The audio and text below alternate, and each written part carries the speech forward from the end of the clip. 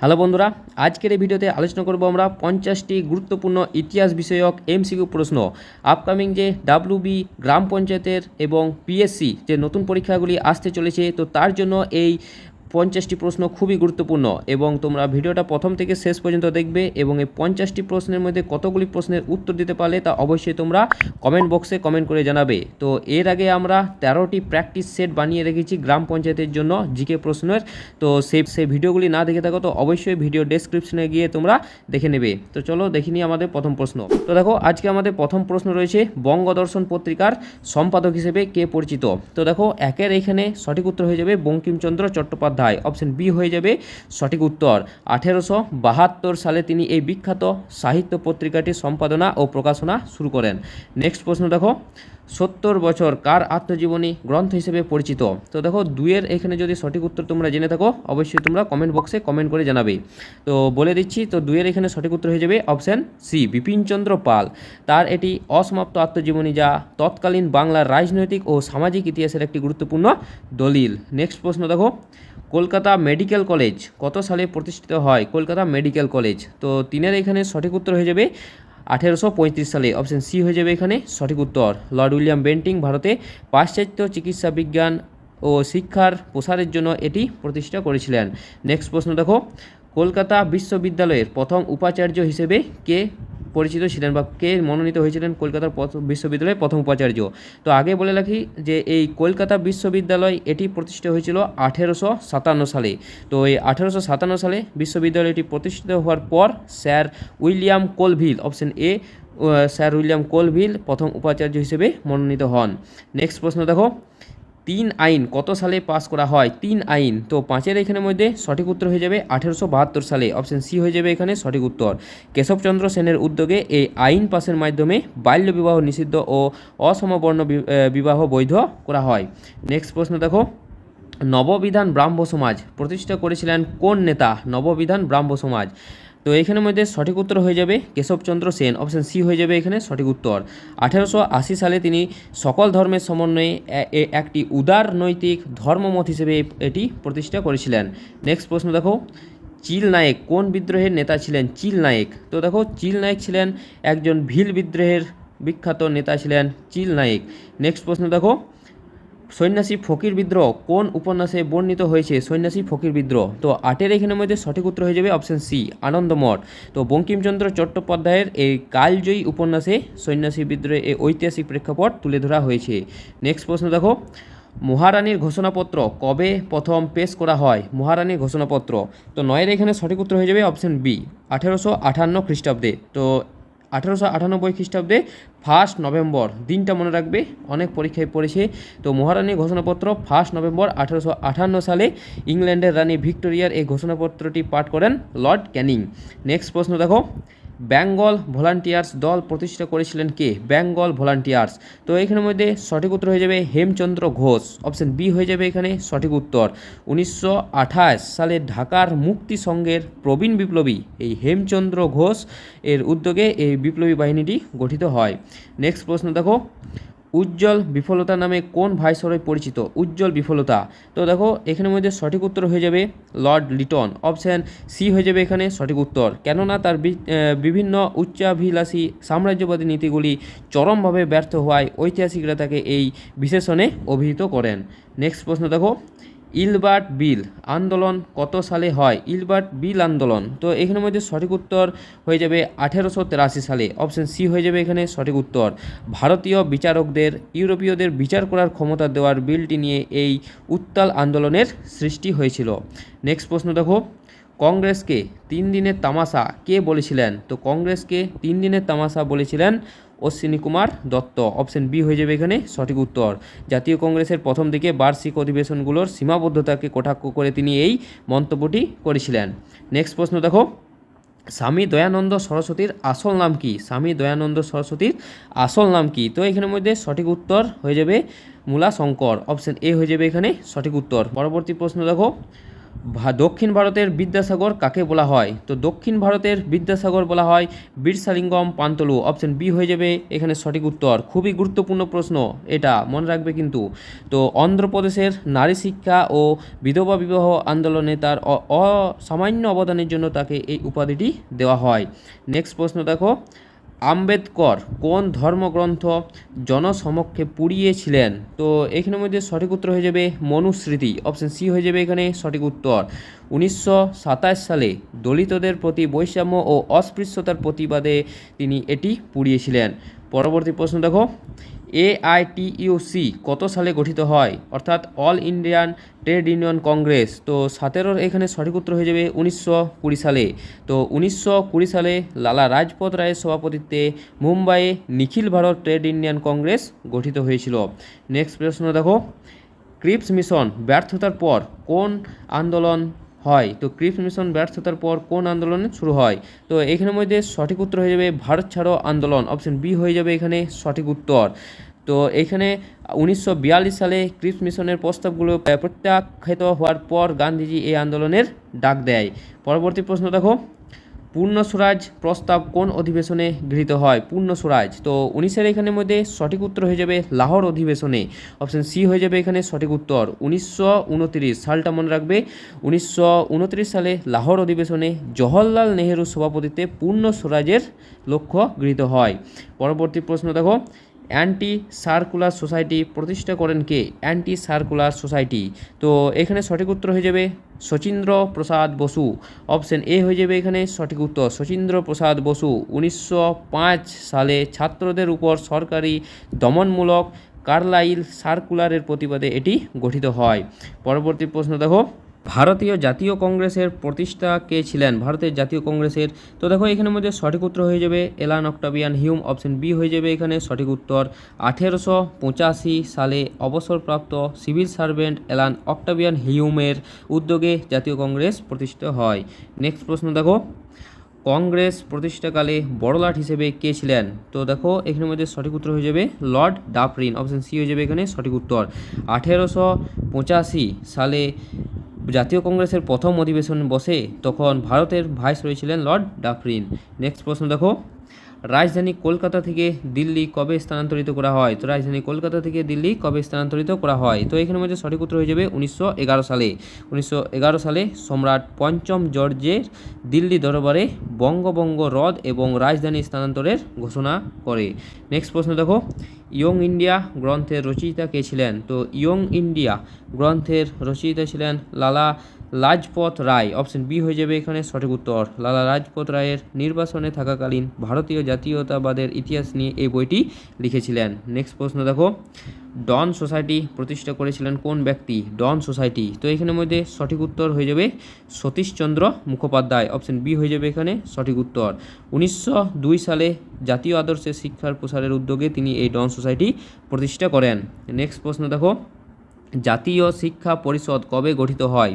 তো 26-এর এখানে সঠিক উত্তর হয়ে যাবে 1906 খ্রিস্টাব্দে। 1906 খ্রিস্টাব্দে স্বদেশী আন্দোলনের সময় শিক্ষা ব্যবস্থাকে জাতীয় করার লক্ষ্যে এটি গঠিত হয়। নেক্সট প্রশ্ন দেখো, ইন্ডিয়া হাউস প্রতিষ্ঠা করেছিলেন কোন নেতা? ইন্ডিয়া হাউস, তো সঠিক উত্তর হয়ে যাবে এখানে শ্যামজি কৃষ্ণ বর্মা। অপশন বি হয়ে যাবে এখানে সঠিক উত্তর, শ্যামজি কৃষ্ণ বর্মা। 1905 সালে লন্ডনে জাতীয় বিপ্লবীদের সাহায্যের জন্য তিনি এই ছাত্রাবাস কেন্দ্রটি স্থাপন করেন। নেক্সট প্রশ্ন দেখো, ঢাকার অনুশীলন সমিতি প্রতিষ্ঠা করেন কে? ঢাকার অনুশীলন সমিতির প্রতিষ্ঠা করেছিলেন পুলিন বিহারী দাস। অপশন সি হয়ে যাবে এখানে সঠিক উত্তর। 1906 সালে ঢাকার অনুশীলন সমিতির মূলত পুলিন বিহারী দাসের নেতৃত্বে জনপ্রিয়তা ও শক্তি পায়।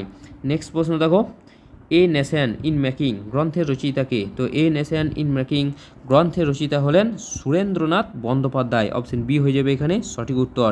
এটি রাষ্ট্রগুরু সুরেন্দ্রনাথ বন্দ্যোপাধ্যায়ের লেখা তার অত্যন্ত জনপ্রিয় আত্মজীবনীমূলক গ্রন্থ।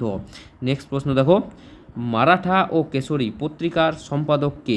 মারাঠা ও কেশরী, তো এখানের মধ্যে সঠিক উত্তর হয়ে যাবে বাল গঙ্গাধর তিলক। অপশন বি হয়ে যাবে এখানে সঠিক উত্তর। তিনি মারাঠি ভাষায় কেশরী এবং ইংরেজি ভাষায় মারাঠা পত্রিকাটি সম্পাদনা করতেন। নেক্সট প্রশ্ন দেখো, অসহযোগ আন্দোলন কোন ঘটনার পর প্রত্যাহিত হয়? অসহযোগ আন্দোলন, তো এইখানের মধ্যে সঠিক উত্তর হয়ে যাবে অপশান বি, চৌরিচৌরা ঘটনার পর। 1922 সালে উত্তরপ্রদেশের চৌরিচৌরা গ্রামে জনতা পুলিশের মধ্যে হিংসাত্মক সংঘর্ষের কারণে গান্ধীজি এই আন্দোলনটি বন্ধ করে দেয়। নেক্সট প্রশ্ন দেখো, নারী সত্যাগ্রহ সমিতি প্রতিষ্ঠা করেছিলেন কে? নারী সত্যাগ্রহ সমিতি, তো এখানের মধ্যে সঠিক উত্তর হয়ে যাবে বাসন্তী দেবী, অপশন বি হয়ে যাবে এখানে সঠিক উত্তর। অসহযোগ আন্দোলনের সময় নারীদের সংগঠিত করতে দেশবন্ধু চিত্তরঞ্জন দাসের স্ত্রী বাসন্তী দেবী এই সমিতি গড়ে তোলেন। পরবর্তী প্রশ্ন দেখো, গুলামগিরি গ্রন্থের রচয়িতা কে ছিলেন? গুলামগিরি গ্রন্থের, তো দেখো গুলামগিরি গ্রন্থের রচয়িতা ছিলেন জ্যোতিবা ফুলে, অপশন এ হয়ে যাবে এখানে সঠিক উত্তর। এই গ্রন্থে তিনি নিম্ন বর্ণের মানুষের উপর শোষণ এবং জাতিভেদ প্রথার বিরুদ্ধে তীব্র প্রতিবাদ জানিয়েছিলেন। নেক্সট প্রশ্ন দেখো, ভারতী পত্রিকার সম্পাদক হিসেবে কে পরিচিত? ভারতী পত্রিকার, তো 34-এর এখানে সঠিক উত্তর হয়ে যাবে সরলা দেবী চৌধুরানী, অপশন এ হয়ে যাবে এখানে সঠিক উত্তর। স্বর্ণকুমারী দেবীর কন্যা সরলা দেবী দীর্ঘ সময় ধরে অত্যন্ত যোগ্যতার সাথে এই পত্রিকাটি সম্পাদনা করেছিলেন। নেক্সট প্রশ্ন দেখো, বিরসা মুন্ডার সেনাপতির নাম কী ছিল? তো বিরসা মুন্ডার সেনাপতির নাম ছিল গয়া মুন্ডা, অপশান সি হয়ে যাবে এখানে সঠিক উত্তর। গয়া মুন্ডা মুন্ডা বিদ্রোহের সময় বিরসা মুন্ডার প্রধান সেনাপতি হিসেবে সশস্ত্র সংগ্রামের নেতৃত্ব দিয়েছিলেন। নেক্সট প্রশ্ন দেখো, দীপালি সংঘ প্রতিষ্ঠা করেছিলেন কোন নারী? দীপালি সংঘ, তো 36-এর এখানের মধ্যে সঠিক উত্তর হয়ে যাবে লীলা নাগ, অপশান সি হয়ে যাবে এখানে সঠিক উত্তর। লীলা নাগ নারী শিক্ষার প্রসার এবং বিপ্লবী আদর্শে মহিলাদের অনুপ্রাণিত করতে তিনি ঢাকায় এই সংঘ প্রতিষ্ঠা করেন। নেক্সট প্রশ্ন দেখো, সশস্ত্র বিপ্লববাদের জনক কাকে বলা হয়? সশস্ত্র বিপ্লববাদের জনক কাকে বলা হয়? তো বিয়ের এখানের মধ্যে সঠিক উত্তর হয়ে যাবে বাসুদেব বলবন্ত ফাদকে, অপশন বি হয়ে যাবে এখানে সঠিক উত্তর। সশস্ত্র বিপ্লববাদের জনক বলা হয় এই বাসুদেব বলবন্ত ফাদকে। নেক্সট প্রশ্ন দেখো, বিপ্লববাদের জননী কাকে বলা হয়ে থাকে? বিপ্লববাদের জননী, তো দেখো এখানের মধ্যে সঠিক উত্তর হয়ে যাবে ভিকাজি রুস্তমজি কামা, ভিকাজি রুস্তমজি কামা।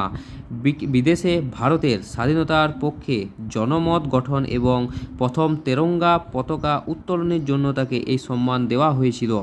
নেক্সট প্রশ্ন দেখো, রশিদ আলী দিবস কবে পালন করা হয়? রশিদ আলী দিবস, তো সঠিক উত্তর হয়ে যাবে এখানে 12ই ফেব্রুয়ারি 1946 সালে আজাদ হিন্দ ফৌজের ক্যাপ্টেন রশিদ আলীর কারাদণ্ডের প্রতিবাদে সমগ্র বাংলায় এই দিনটি পালিত হয়েছিল, এটা মনে রাখবে। পরবর্তী প্রশ্ন, স্বাধীন ভারতের প্রথম স্বরাষ্ট্র সচিবকে? স্বাধীন ভারতের প্রথম স্বরাষ্ট্র সচিবকে, তো এখানের মধ্যে সঠিক উত্তর হয়ে যাবে ভিপি মেনন, অপশন বি হয়ে যাবে এখানে সঠিক উত্তর। সর্দার বল্লভভাই প্যাটেলের বিশ্বস্ত সহকার হিসেবে তিনি দেশীয় রাজ্যগুলিকে ভারতের সাথে যুক্ত করতে গুরুত্বপূর্ণ ভূমিকা পালন করেন। নেক্সট প্রশ্ন দেখো, সিপাহী বিদ্রোহকালে গভর্নর জেনারেল কে ছিলেন? সিপাহী বিদ্রোহকালে, তো এখানে সঠিক উত্তর হয়ে যাবে option B Lord Canning, option B হয়ে যাবে এখানে সঠিক উত্তর। 1857 সালে মহাবিদ্রোহ বা সিপাহী বিদ্রোহের সময় লর্ড ক্যানিং ভারতের গভর্নর জেনারেল পদে আসীন ছিলেন। নেক্সট প্রশ্ন দেখো, রংপুর বিদ্রোহের প্রধান নেতা কে ছিলেন? রংপুর বিদ্রোহের, তো এখানের মধ্যে সঠিক উত্তর হয়ে যাবে অপশন সি নুরুল উদ্দিন ছিলেন রংপুর বিদ্রোহের প্রধান নেতা। আর রংপুর বিদ্রোহ কত সালে হয়েছিল, তো অবশ্যই তোমরা কমেন্ট বক্সে কমেন্ট করে জানাবে। নেক্সট প্রশ্ন দেখো, বঙ্গীয় প্রজাস্বত্ব আইন কবে পাস হয়? বঙ্গীয় প্রজাস্বত্ব আইন, তো 43-এর এখানে সঠিক উত্তর হয়ে যাবে 1885 সালে, অপশন সি হয়ে যাবে এখানে সঠিক উত্তর। বাংলার কৃষকদের জমির অধিকার রক্ষার উদ্দেশ্যে লর্ড ডাফরিনের সময় 1885 সালে এই আইনটি পাস হয়েছিল।